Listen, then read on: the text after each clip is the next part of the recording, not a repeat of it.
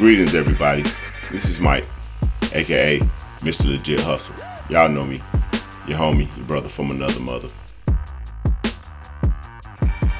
First and foremost, thank you for checking me out, for being here rocking with me. Could have been anywhere else on the internet, on YouTube, but you're here watching my content, so I just want to thank you.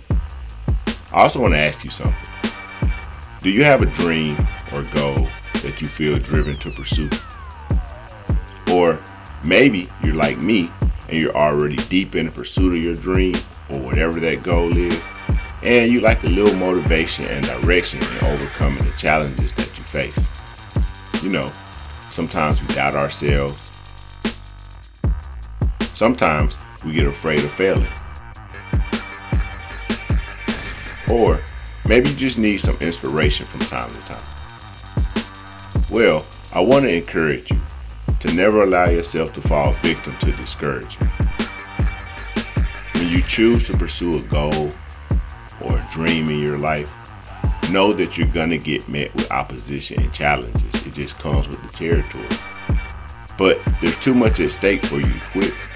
And if you're like me, then you've come too far and through too much to ever give up on that dream or that goal. So, I want to invite you to grab one or two or all of my legit motivation presentations. You can watch the videos on my Legit Motivation podcast on my YouTube channel. And if you see one that you like, you can download the actual slide presentation that I developed and used in that video. That way, you can review the information in depth at your own pace. Now, each slide presentation is packed with factual, reputable, and verifiable information from reliable sources, as well as the game I've learned in 46 years on this realm. So head over to my Legit Motivation podcast on YouTube or go to 𝐬𝐿GH&x. Presentations are free, but if you'd like to support the channel, then you can donate there as well. Whether you do or don't, the presentations are yours to keep. Plus, you'll get a special bonus offer on all of my products and services when you download your first presentation. So head over to 𝐬𝐿GH&x or look for the link in the comment section of the video that you like. Alright? Again, thank you for rocking with me. Enjoy the rest of the show. Peace.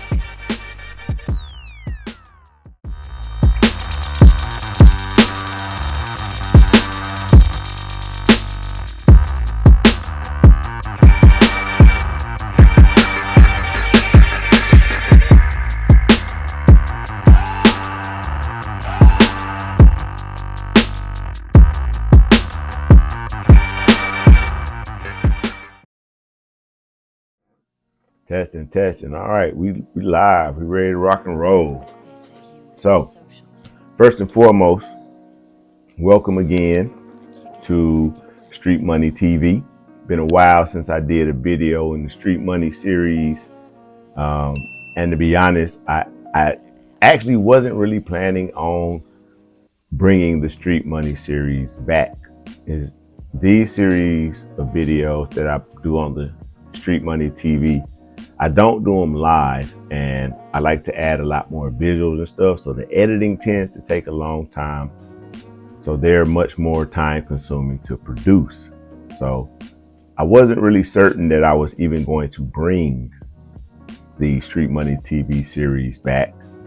But upon further review, I decided to do just that, because the people that I hope to reach with this series versus like Legit Motivation or the SMB podcast, I'm looking for the people with street money who may not be in business for themselves, who may not have a college degree, who maybe just got a dream or idea.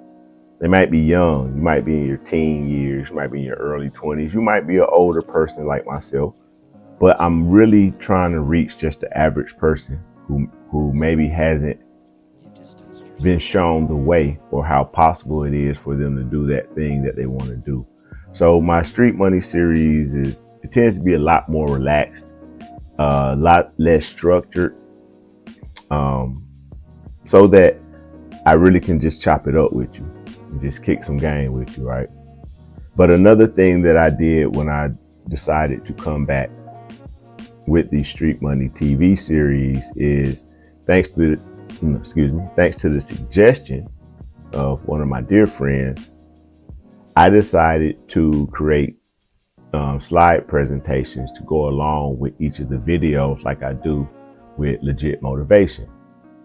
But I'm not going to show the slideshows on Street Money TV like I do with Legit Motivation. Instead, if you want a copy of the information that I'm going to go over, you can get a slideshow version of the same information. Of course, it won't have my commentary added to it or, you know, all the details that I may give in the video, but it will have all the essential information that I go over in my Street Money videos from now on. So that's something new I'm going to be doing. But regardless, glad you're here. It is he and I, your homie from another mother, Mike, aka Mr. Legit Hustle, and we back. Street Money TV. This is episode 103. And if you've seen the other Street Money videos, then you know episodes 1 and 2, we were talking about being original as a hustler and how to find your originality as a hustler and how to go about making sure that you're doing something that works in harmony with who you are as a person, so that your hustle is an extension of you as a person, whatever that may be. Then we got a little bit into marketing, specifically people and promotion, right? 2 of the so-called 5 P's of marketing we discussed in 102. Here in 103, we're going to pick up kind of where we left off. We're still going to start off in the promotion area of marketing, because the topic that we're going to be discussing today is sales. And because sales and marketing go so hand in hand, I feel like it's appropriate that I connect the 2, because your sales is a direct result of your marketing efforts, right? So they're interconnected, and one is definitely dependent upon the other. So we're going to start with that, tying sales into marketing. And the approach that we're going to take in this discussion, to keep everything simple, to keep everything on a level that, regardless of your background, you can comprehend and get the sense of what's being discussed and follow along, right? So try to keep these things from being too complicated and break it down in a way that no matter what your background is, this should be something that's pretty easy for you to enter, understand, and comprehend. Okay. So the topic of this discussion is sales. Sales.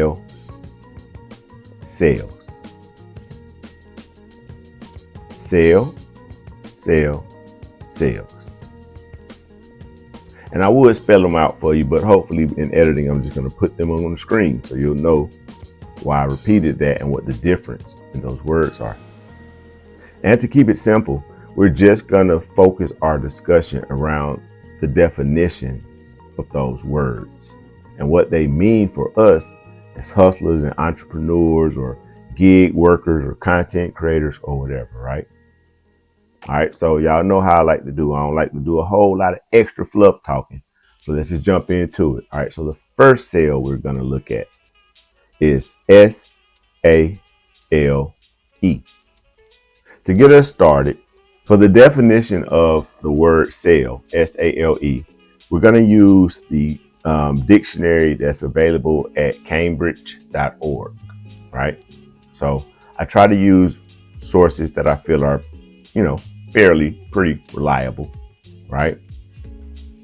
So that when I have these discussions with my audience, you all know that I'm not just pulling this information out of thin air. All right, so we're going to use this definition that's provided by this dictionary from 𝐾ambridge.org, and I'll make sure I again add the links and things so that you can look them up. But the definition that we're going to focus on is available to buy. And the reason why we're going to focus on it being available to buy is because that is where this version of sale, or this definition of sale, ties back into the promotional P of marketing. Because this definition of sale is that like you go to your mailbox and you get a sales paper in the mail from a local grocery store, a local shoe store, right? They're promoting, they're advertising to you. But the role of that advertising is to let you know that they have something available to buy that you may be interested in purchasing, right? So their promotional thing comes to you in the form of an ad or advertisement, a flyer, a social media ad, whatever, right? And what the objective is to let people know that you have something that's available for them to purchase, to exchange money with you for, right? So the objective of letting people know that you have something of value that you're willing to exchange with them for money is also the opportunity to tell them what that thing is, right? So thinking about the sales paper that you get in the mail or social media ad, it doesn't just show you a price and say, hey, come give us this money. We got something you might like. No, they tell you what that thing is. Hey, we have these shoes. We have this lettuce. We have these bananas. We have this automobile. We have these haircuts. We have this whatever it is that you may like to buy from us, right?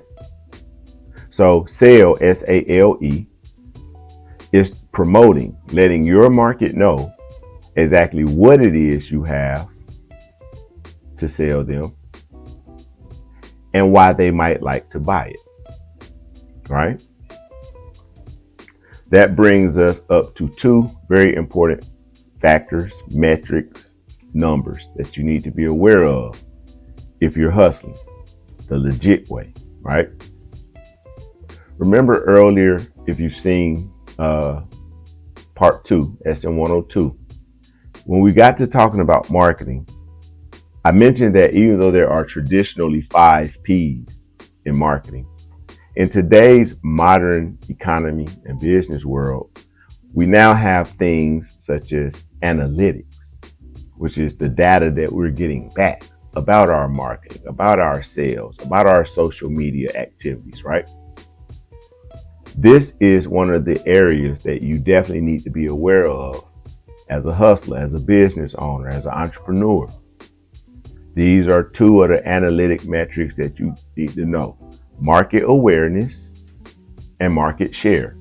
Now, you may have heard those terms before, and maybe you already know what they are, but just in case you don't, we're going to break down exactly what those are.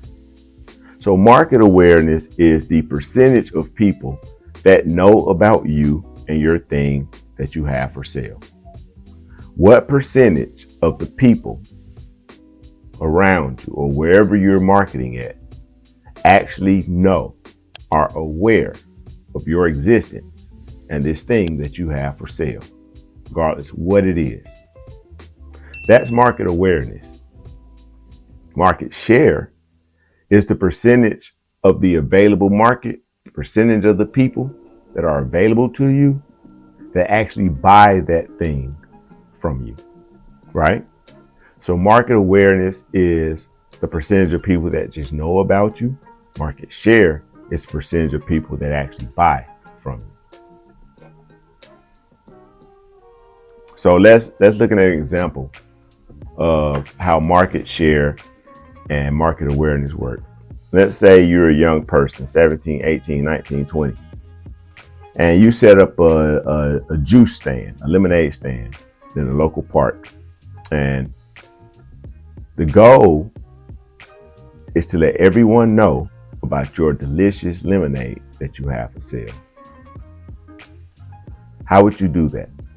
Well, you might put up bright flyers, right? You might go around to the businesses around the park and the pedestrians and other people that are hanging out at the park and hand them a flyer. You might go around and give people a sample of your delicious lemonade that you have for sale, right?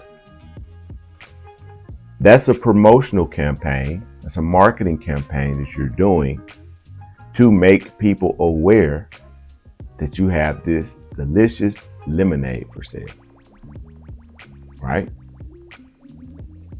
So in that scenario, what you're doing is building market awareness.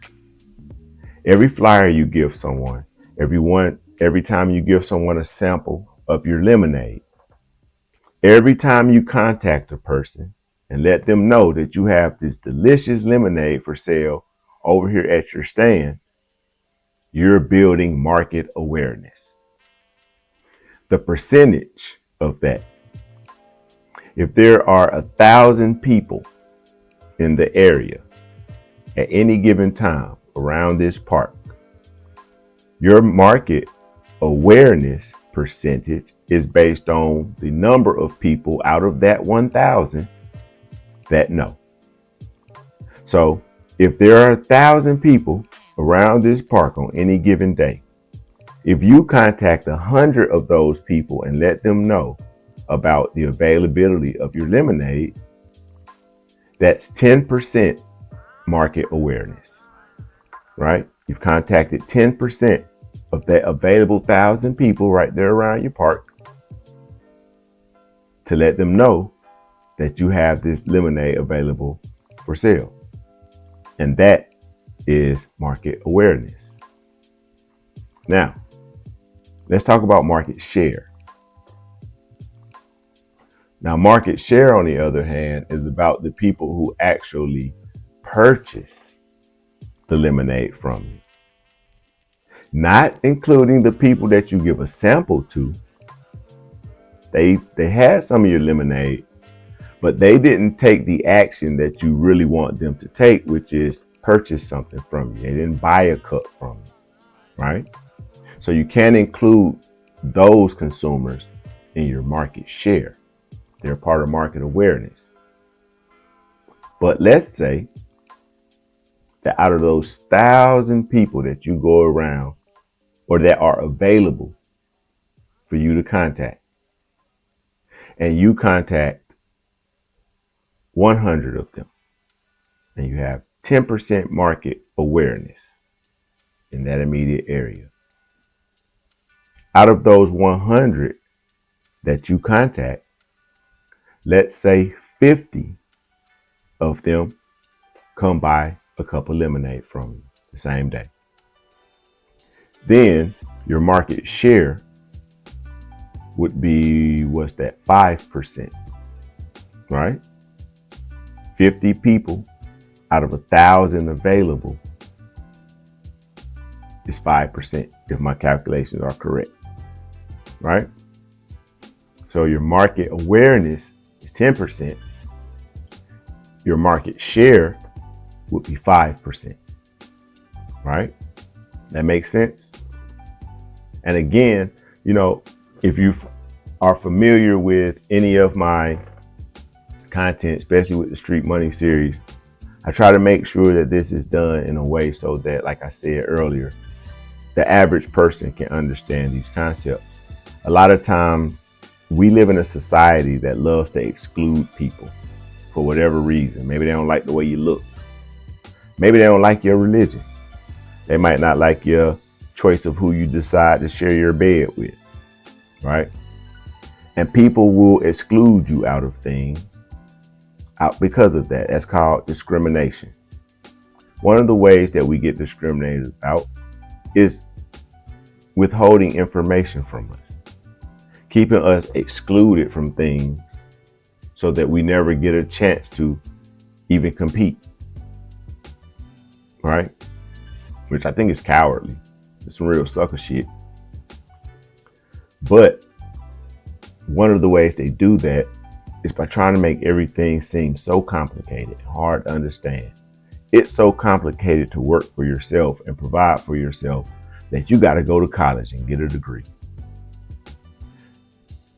I remember years ago, I had a client when I was still styling hair, and I had a female client of mine, and at the time I also owned an insurance agency, and I was talking to her about insurance and why you need LLCs and things like this. This is back probably like 2010, 11, something like that. And I'm talking to her about this. She's a college student at a HBCU. And I think she was in business administration, if I'm not mistaken, or marketing or something business related. Do you know that my client did not know that it was legal and possible for me to own a company, even an insurance agent, without a degree? My young college client was shocked to find out from her hairstylist that, yes, you can own companies without a degree. And I'm telling that story not to shame her if she ever sees this or hears this, not to make fun of anything like that, just to illustrate that one of the ways that we get discriminated against is people trying to overcomplicate things and intimidate you before you even get started. If you haven't seen my legit motivation episode about fear, definitely check that out. But one of the ways that they intimidate you, cause you to fear something, is to make it look so complicated that you doubt whether you can do it.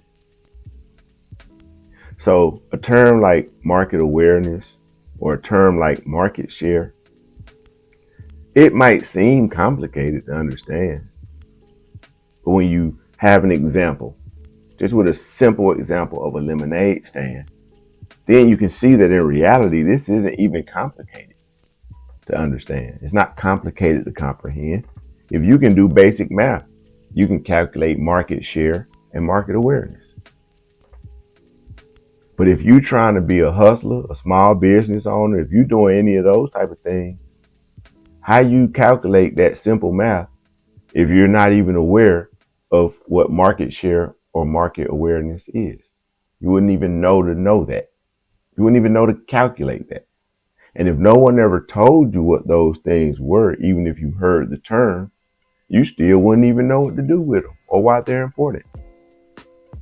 And that's one of the ways that they discriminate against us, right? Keep certain people out. But that's why you have to be fearless. If you're going to be a hustler, you're going to be a business owner, entrepreneur, hell, just as a person in general, you should be fearless. What do you have to fear anyway? And a lot of times when you get into subjects like this, once you stop being afraid and telling yourself it's hard to understand, it's complicated, I don't know if I can do it. Once you stop telling yourself that, because that's you telling you that. Once you stop telling yourself that and you actually look at this stuff, it ain't that complicated. It don't take going to college for 4 to 8 years to learn how to do this stuff. Most of that time in college, you're not even going to be studying this. You're going to be taking English and psychology and a whole bunch of stuff that ain't got nothing to do with marketing and selling. Nothing to do with that. So that's why your homie here. That's why your big bro legit hustle here. So that I can show you just how simple this really is to conceive. The only hard part comes in when it's time to do it. Because you got to do it. You got to be about it. If you're going to do it, you got to do it. Right? Don't play around with it. Don't wager your family's well-being and your future on just trying something. Just playing around. I just want to see if I can do it. No. This ain't that. If you're going to do it, do it. But do it right. And it's not even hard to learn how to do it right. Because you got people like me out here that's willing to show you how to do it right. And I ain't asking you for nothing in return. You feel me? All right. So what does this mean for you as a hustler and interpreting those numbers, 10% and 5%? First, you need to understand what the relationship between market awareness and market share is, right? So let's look at a scenario. Let's say you have high market awareness, 50% market awareness, 500 of those 1,000 potential customers know you down there selling lemonade at the park. But your share is low. You're still at 5%. What could be the problem? What does this mean? How would you fix that problem? If you look at it and find that more people, a big difference between the percentage of people who know you and the percentage of people who actually buy with you is really a big gap like that, then you need to focus on either improving the value of the product. You can adjust the pricing to maybe encourage or entice people, you know. Why is that a factor? Why do things like that work? Why the lower price? Why you got to entice somebody with the price? Let me tell you why. Because whether you know it or not, in your mind, you associate the price with the value of something. If you pay a lot of money for something, or more than you think that the price of that thing should be, you expect a high quality, right? So when someone approaches you about something new, a lemonade that you just found out about and you never tried, what if it ain't good? I know you only charging $1.50 for it, but what if it ain't even worth that? Right? There's risk involved for a customer to try something new. Offering someone a lower price reduces the risk to them of disappointment. If I give you this $1.50 and this lemonade ain't good, I'm gonna feel like I got cheated. All right, give me 50 cents for it. Okay, that's much less of a loss. If I lose 50 cents because the lemonade ain't good, that's great. But if it turns out that it's good and I only got it for 50 cents, I win. It's a win-win, right? So in a situation where your market awareness is really high, but your market share is really low, you got to do things that are going to get people over that hump, that fear, that reservation, that what if I pay for this and I don't like it? What if I buy this and it don't work? What if I sit in his chair and he can't really cut that good and he fucked my head up? Pricing is one of the ways to lower the risk for a person to be disappointed, right? So those are the type of things you could do if your market awareness is high, but your market share is too low. But what about if your market awareness is low, but you have a high market share? Now, in that situation, I can tell you off the rip without even looking at my notes. If you find yourself with a low market awareness, but a high market share, I can tell you one thing about you. One, you're either a good salesperson or you actually have a good product. Your problem is you're not letting enough people be aware. You're not getting to enough people to let them know, because you're either a good salesperson that's selling it or you actually have a good product. So now I'm actually going to read my notes. The note says, this shows that customers love the juice, but few people know about it. That's immediately a marketing problem. So what do you have to do? You got to increase your marketing efforts. You got to get better at reaching people. Maybe instead of handing out flyers, you need to spend a few dollars to run a targeted promotion campaign on social media so you can make sure you reach them all 1,000 people where they likely to be at. That's a marketing problem. Maybe you need to boost your visibility. Maybe you can do a referral program for the people who do buy from you that will encourage them to give you some word of mouth advertising, right? So if you find that your market awareness is low, then, and that your market share is high, that tells you you need to be better at marketing. You need to look at how you're marketing, how you're promoting this juice or whatever it is you're selling, right? That's literally how simple it is in concept. I'm not saying it's easy to grow a business. That would be a lie. But what I am telling you is that it's simple, right? It's simple. When you know what those numbers, market share and market awareness actually mean and represent, now it just becomes, well, dang, how do I solve this problem? Because enough people are finding out about my juice or my haircuts or my nail services or whatever it may be. Enough people are finding out about it, but they're not buying. Or what if, let's move on to another one. What if both of them are too low? If both of them are too low, then you need to do both. You need to address the market awareness by doing better or more effective or more efficient marketing and promotion. But you also need to do better at converting the customers that do pay you attention. The people who are receptive to taking the flyer from you. You need to do more to get those people to become paying customers, because that's what's going to raise your market share. So you got to do both. You see, what I'm trying to illustrate is that by understanding these two simple metrics in your marketing, it will tell you a lot about what you need to do to continue progressing that business forward, that hustle, whatever you're doing to make money. Just them two metrics, market awareness and market share, will pretty much show you where the problem is.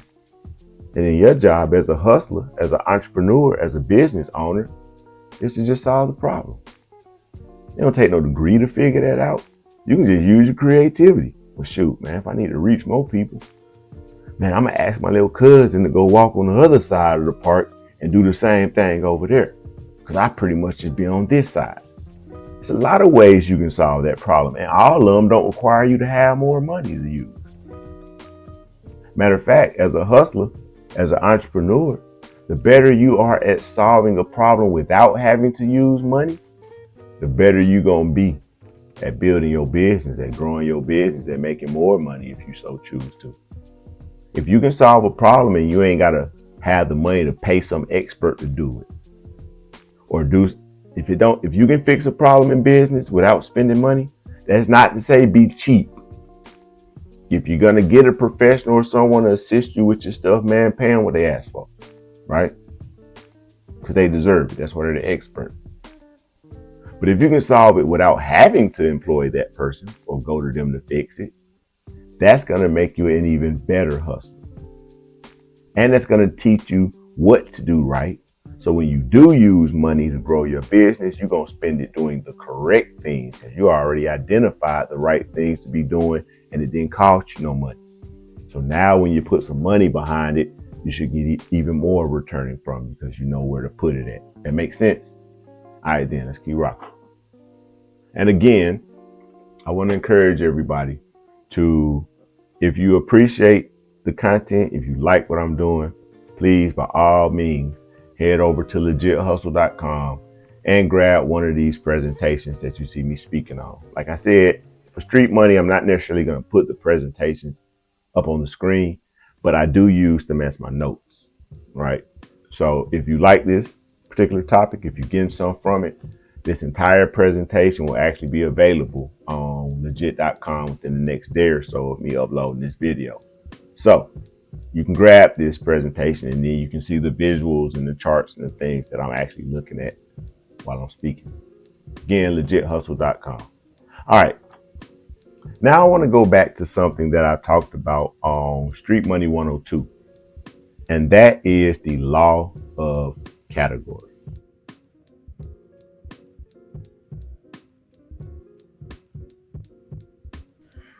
Hey man, if you like partaking of that good herb, man, you know, this is definitely the show to engage in it while we're discussing these things. It's, you know, roll up, man. Put something in the air while you're watching Legit Hustle. Whenever I got some content going, man, roll up, because I probably am doing the same, whether you see me doing it or not. All right, so definitely enjoy you some good herb, you know, some of that good indica, sativa, some some hybrids, whatever it is you like, man. You know what I'm saying? Roll something up, pack you a bowl, bong, whatever your particular method of choice is, man, to put some in the air with me. You feel me? All right, anyway, we're finna get into law category.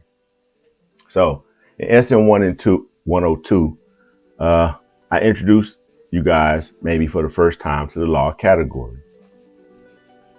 So what is the law category? But to put it in simple terms for you guys, the law of category is just simply breaking down a particular market into a smaller segment, right? By introducing a new category into that segment. And the example that I used was that of a barber who likes to do hair design, who in a city where there's a lot of barbers at, decides to distinguish himself by promoting himself as a hair graffiti artist. That's a whole new category from barber, even though it's kind of the same thing, but it's a new category. And because you can be the first person to introduce your market to a category, that automatically makes you first in that market, in that category, right? And anybody can do that. It just takes a little creativity, a little ingenuity, right? But let's demonstrate that and how it works using market share and market awareness. So let's say you live in an area and you provide local services. Again, let's stick with the barber. Let's say you live in a city where you have 1 million potential clients. All right, you've already identified there's 1 million potential clients for you, male, female. Long as they receive barbering services at least once a year, you probably can consider them a potential client. Let's say you've identified 1 million of them, right? The way the law category works and impacts market awareness and market share is, instead of trying to capture that 1 million market, you break that market down into, let's say there's 5,000 out of that 1 million who regularly get hair design, right? So now that hair graffiti artist, instead of trying to capture 100% or 10% or 5% of 1 million people, has the possibility to capture 100% of 5,000. Which one do you think is more doable? Does it make the barber less money because the market he's seeking to capture is smaller? No, because if you're a barber or you provide any type of personal services, if someone told you you would have a steady client list or book of 5,000 clients, do you think you'd be worried about making money? If a barber got 5,000 regular clients, if you capture 100% of that market, not the million, the 5,000, you don't think you're gonna make enough money to make it worth it? Of course you are. Of course you are. But we're talking about market share and market awareness. So how does that work? Let's keep it simple, because I'm gonna try to do this off the top of the head without needing a calculator. So I'm gonna kind of stick with some numbers that I can run pretty quick. So we'll stick with the same percentages that we did in the other share, 10% and 5%. 10% of 1 million is 100,000. So 10% of 1 million is 100,000. That's your market awareness. 100,000 people in that population are aware of you. And 5% of them come to get the hair art done at least once a year, right? The hair designs. So 5% of that 1 million people is what, 50,000? So 50,000 people come to you every year. Let's be realistic. As a barber, what's the likelihood of you getting 50,000 people a year in your chair?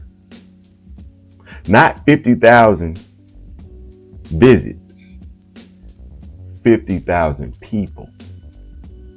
Because this is a repeat thing, barbering, right? In this example, this type of service, you don't want your clients to come one time a year. You want them to come every few weeks. What's the likelihood that you're going to get 50,000 people? And do you want 50,000 people? Do you want to try to do that yourself? Now, if you own a big old barbershop or a chain of barbershops, yeah, that's great. Of course, that's great. You probably can actually realistically do that. But if you're just a barber working in a shop paying booth rent or on commission, that is totally illogical and not even realistic, right? But let's do those same numbers with 5,000, right? So instead of that 1 million, you're just focused on 5,000. Of that 5,000, you get 10%. What's 10% of 5,000? 500. So now you get 500 customers. I mean, your market awareness becomes 500 people. 500 people out of that 5,000 that are available in that market. 5% market share means that of that 5,000, 250 of them buy from you. Now think about that. This isn't people that just get haircuts. This isn't people who just get lineups or get their beard done because they bald. This ain't that. This ain't even including those guys. This is only the people who get hair designs at least once a year. 5,000. Now out of that 5,000, 250 have already bought from you at least one time.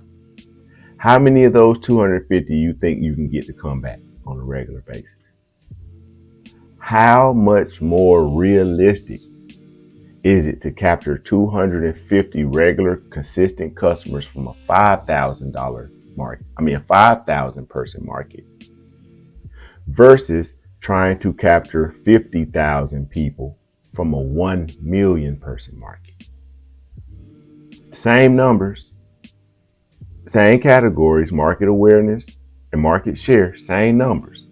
One is totally unrealistic. The other is not only is it realistic, but it's actually feasible. You look at that and know, dang, that's doable now. I can reach 500 people. Can I get 5% of my market to convert? We'll see.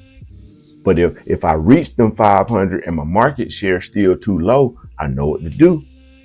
If I'm not reaching that market, but my market share is good, then I know what to do, right? That's how market share and market awareness actually make a difference in your ability to make money. And that's just two things. Don't require you to have no degree in marketing or nothing. If you understand those two things about marketing, you'll know how to solve the problems you need to reach your goals, to hit your numbers. It's literally that simple. Not easy. I'm not telling anybody that working for yourself, being a hustler, being an entrepreneur is an easy path. It is far from it. The job is an easy path because you don't have to worry about none of this unless you work in marketing. None of this matters to you. Somebody else does all this when you have a job. But when you are the source, when you're the marketer, when you're the provider, when you're the person selling the product, when you're the office worker and the receptionist, when you got to do it all. Oh no, you need to know certain things, especially things like this. So it's not easy, but it's not complicated. It's simple to understand what it takes to be able to actually make money for yourself and not be dependent on a job or one of these greedy, corrupt corporations. Look at what we see going on, man. You want to put your faith and your trust and your future and your family's financial future in the hands of these corrupt people? You want to do that? I'm not trying to do that. Do you want to do that? I don't think you want to do that either. So why not learn what you need to learn to be able to do what you need to do so that you don't. You feel me? And that's what Street Money TV especially is about, but that's what Legit Hustle is about as a channel, as a whole, right?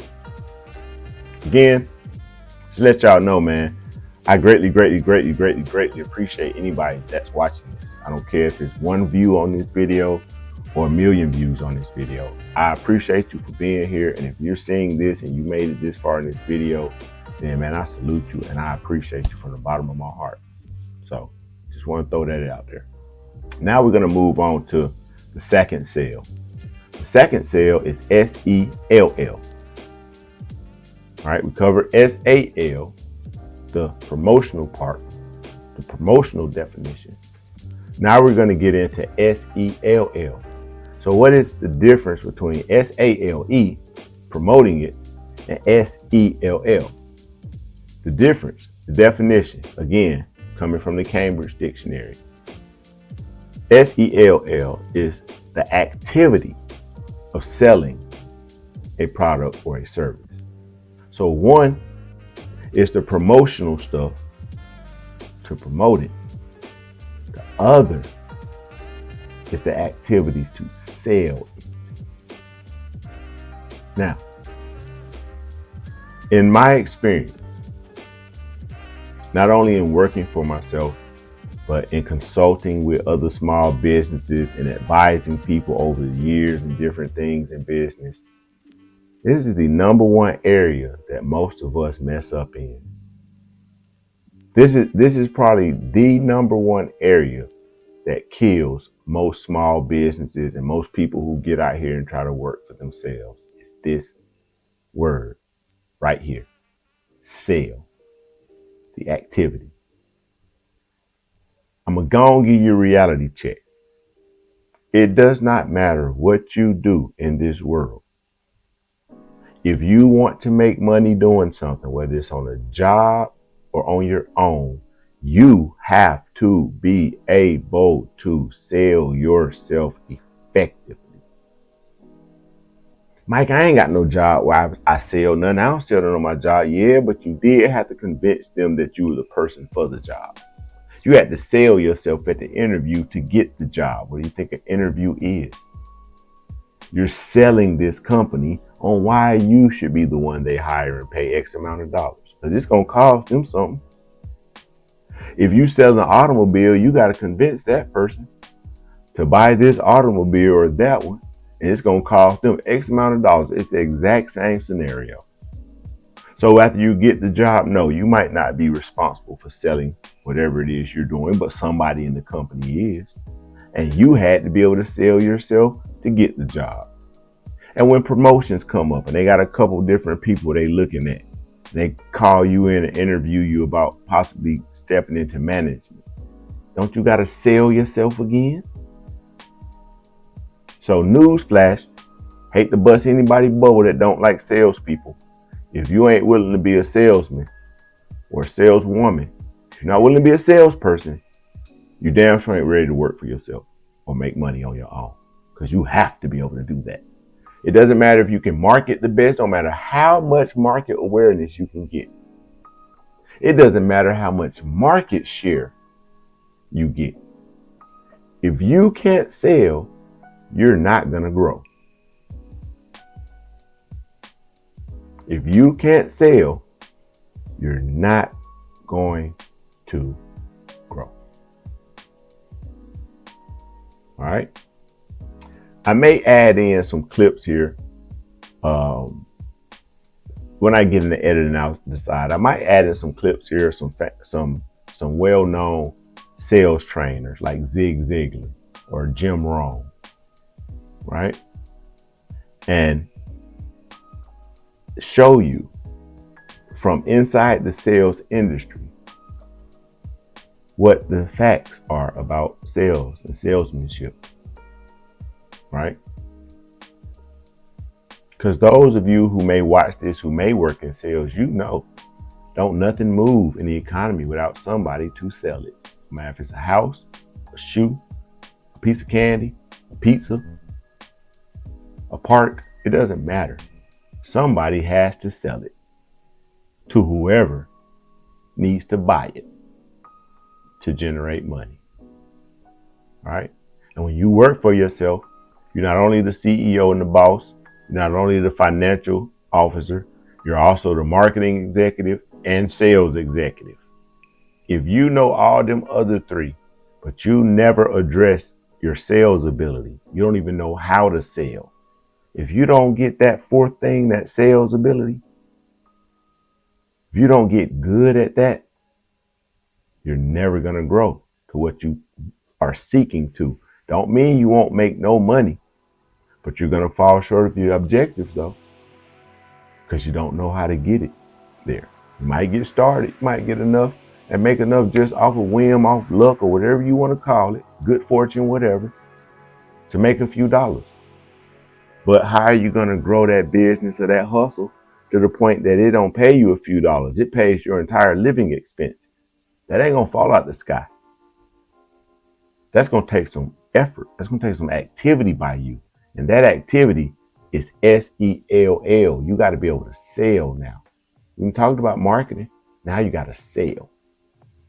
Well, what is that? Whenever I consult with business owners or even just mentoring people and just in conversation, whenever I talk about sales, my definition of sales is one that I found years ago. I can't even remember what book it was or what motivational speaker it was, but this is the definition that I use.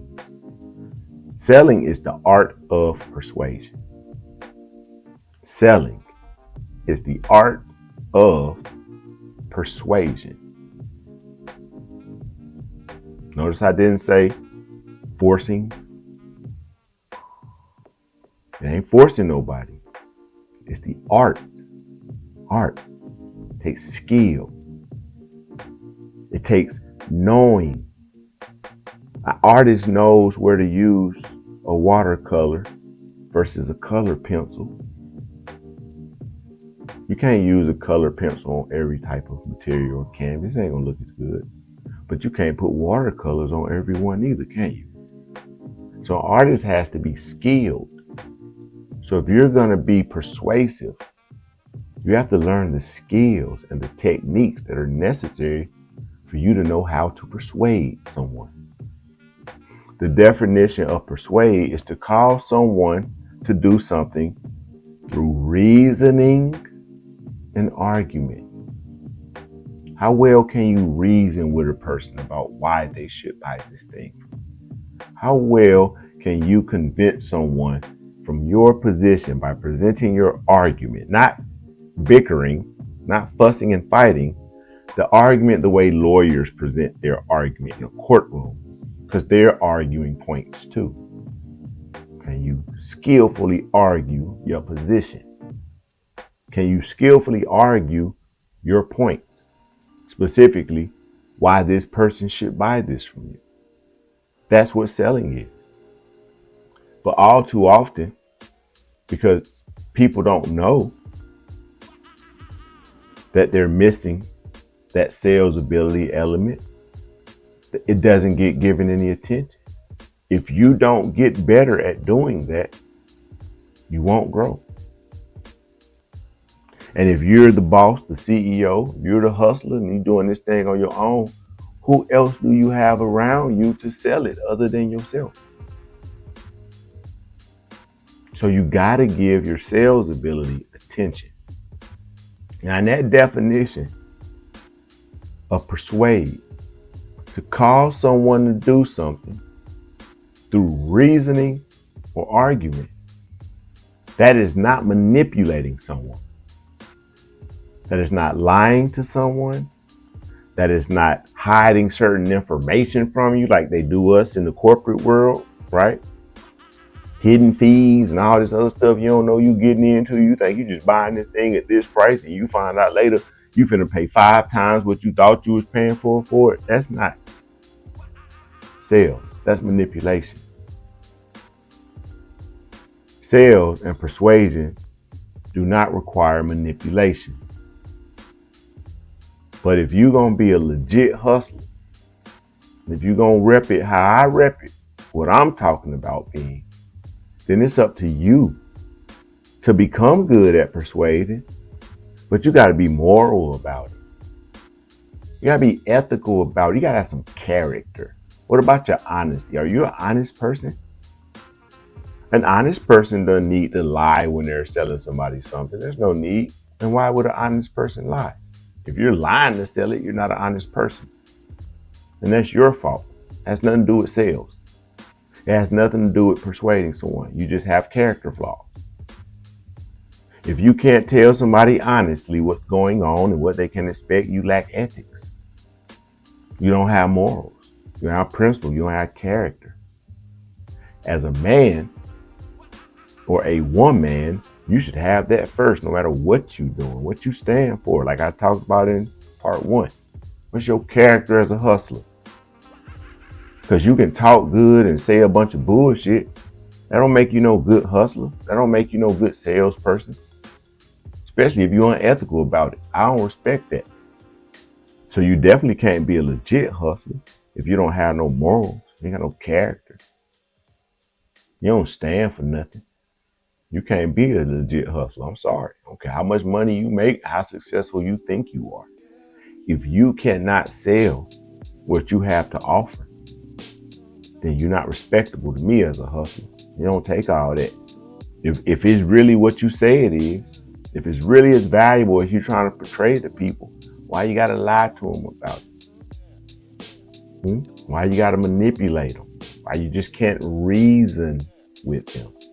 Why you just can't present your argument effectively enough that they feel fine buying it from you now because you done presented the argument well enough. And it didn't take no lying. You stood on that business. You kept it real. You kept it 100. You ain't sell nobody no bullshit. You ain't add no shit into it that you knew wasn't true. Nah. Legit hustlers don't do that.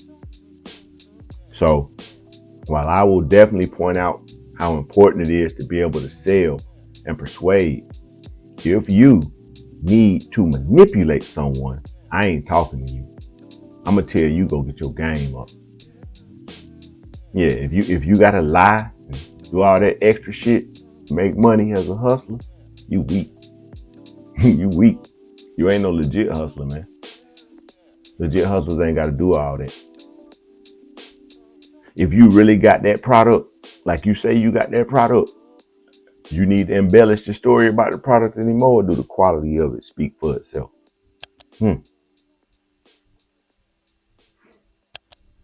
So if you got to do all that, it must not be that thing that you saying it is. It must not really be that if you got to overhype it. You got to overwhoop it. Shout out to J-Man. If you got to do all that overwhooping about it, man, it probably ain't really that, man. You know what I'm saying? Yeah. So if you got to do all that, you ain't no legit hustler. You ain't my type of hustler. I don't care how much money you got. I don't care what kind of car you drive.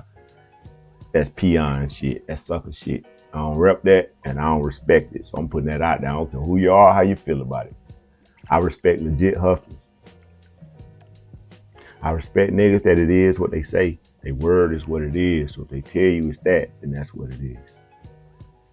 Niggas gotta add all that extra shit to it. Nah, you ain't legit. You feel me?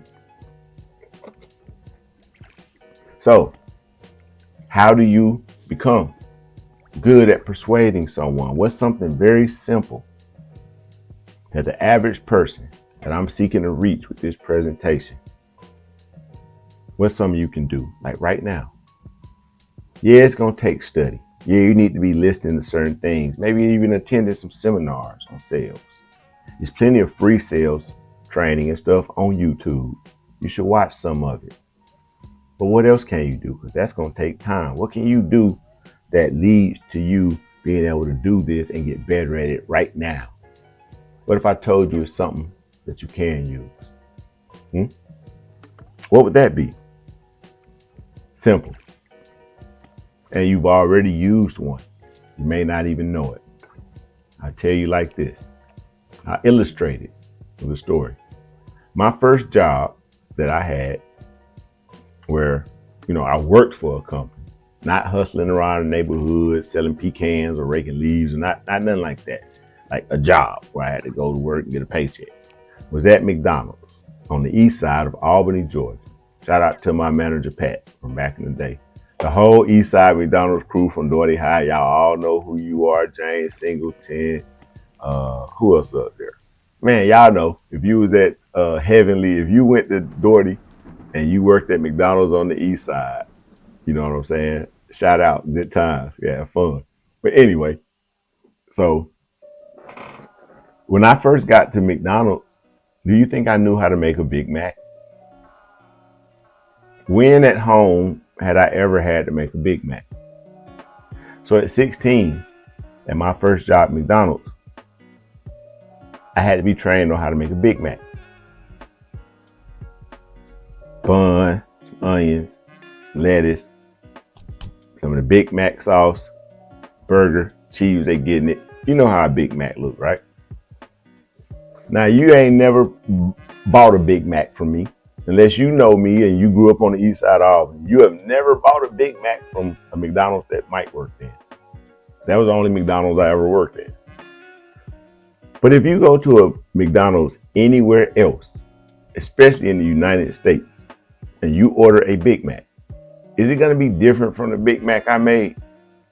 Did you have to come see me at the McDonald's store on the east side of Albany, Georgia, in order to get a Big Mac? No, you didn't. Why? Because McDonald's has a system. There's a system to how you make a Big Mac. What's the benefit of having a system? It don't matter who the person is or where they are. The Big Mac's going to be the same.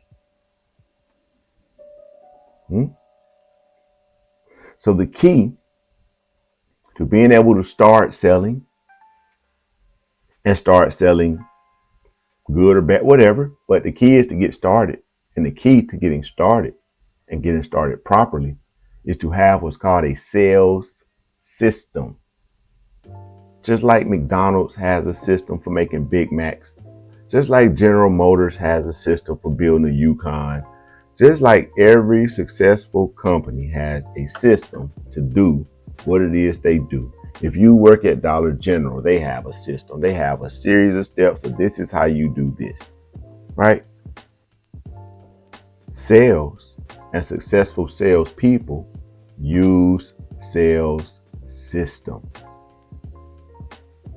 When you pull up to a car lot, you may think that that car salesman just ran out there and started talking some bullshit to you. No, he didn't. If you've ever sold anything, odds are you've used the sales system. If you've sold cars, then from the standpoint of an auto salesman, you already know I'm not bullshitting. I'm not lying. You already know exactly what a sales system is. Step 1, do this. Step 2, do this. Step 2, 3, do that. The test drive. Where the test drive go in relationship to the credit check? Successful companies use sales systems. It's not go out there and wing it. It's not go out there and just say what you think gonna work to get the person to buy something. As salespeople, we use systems. Step 1 is do this. Step 2 is do that. Step 3 is do this. On and on and on and on and on. Right? That's what it takes. That's what it takes.